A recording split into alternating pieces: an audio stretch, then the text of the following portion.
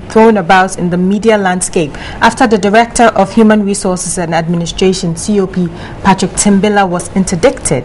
Does Ghana's constitution allow for house arrest, and can a suspect contest such an action against him? This morning, the lovely Clara Kasati is here to tell us all about house arrest. Good morning, ma'am. Good morning. Thank you so much for joining us. Thank you for having me. Okay, so we're talking house arrest, with the recent happenings in the police force and the interdiction of the police boss. We are asking, does our law or does any of our laws support house arrest? A simple answer would be no, but I would need to explain that answer. Although the Constitution of Ghana allows for arrest or restriction or the detention of a person, it expressly provides that that must be in accordance with a procedure enacted by law. Now, the procedure that guides arrest, the Criminal Procedure Code, has not provided for house arrest.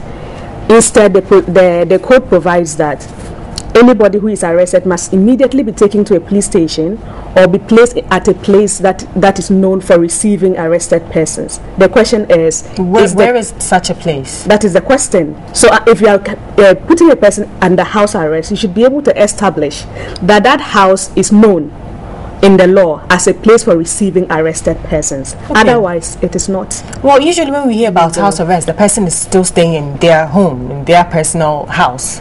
So does that cover it? No, that doesn't cover it, because they cannot argue that any other person arrested can be taken to their house. Okay, so then from your explanation, you're saying that when a person is arrested, first of all, they must be told of the reasons for the arrest and then sent to a police station, and if they must be remanded, it must be under police, by the police or under a court. Remanded by a court. So in this instance, when you're placed under house arrest, it doesn't fall under the process or the procedure for arrest. It doesn't as fall laid down by our law. It doesn't. Even before the court order, at least the police can hold the person for 48 hours before they apply for a court order. But if they don't get the court order within the 48 hours, they have to release the person. Do we know if this is what's happened with the police boss, Patrick Timbila? Was he placed under house arrest? Because we've heard reports that actually wasn't that. Okay. Now, if he was restricted from leaving his home, yes, he was placed under house arrest. So if there's evidence to suggest that the COP was not free to leave his house at his will, then he had been arrested and he had been detained. Wow. And that would be unlawful. So then it raises the question of unlawful detention.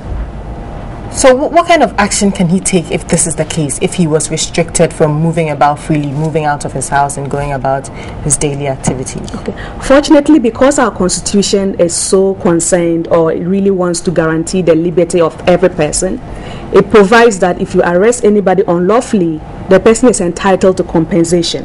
So whoever restricted Patrick from leaving his home would have to pay him compensation for the unlawful detention or the unlawful arrest. And that would be a process, another court process. That would be another court process. Sue whoever was responsible for doing that. Exactly. But we don't know as yet if indeed he was placed under house arrest, or do we know that for a fact? We don't know that for a fact, because I have read reports that the police are denying that he was placed under house arrest. But again, the denial in itself does not suffice. The critical fact is, was he allowed to move out of his house at will?